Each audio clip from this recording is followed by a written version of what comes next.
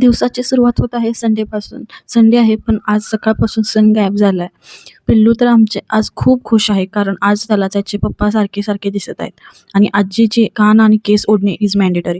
तुम्हाला पण असेच वाटते का? जिथे आम्हाला आमच्या आजीला मोठ्या आवाजात बोलायला परमिशन नाही, तिथे हा छोटासा गोंडूला आमच्या आजीला कान पण ओढतो आणि केस पण ओढतो आणि इम्पॉर्टंट थिंग्स इज त्याने केलेले सगळं प्रेमाने सहन करून घेतात.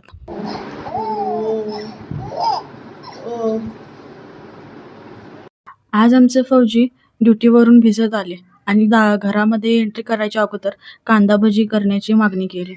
जेवण सगळे तयार असून पण कांदा भजीच्या मागणीमुळे माझ्या तोंडावर जो काळोख साचला होता ते बघून आमचे कारभारी म्हणाले, "मीच तुला आज करून घालतो."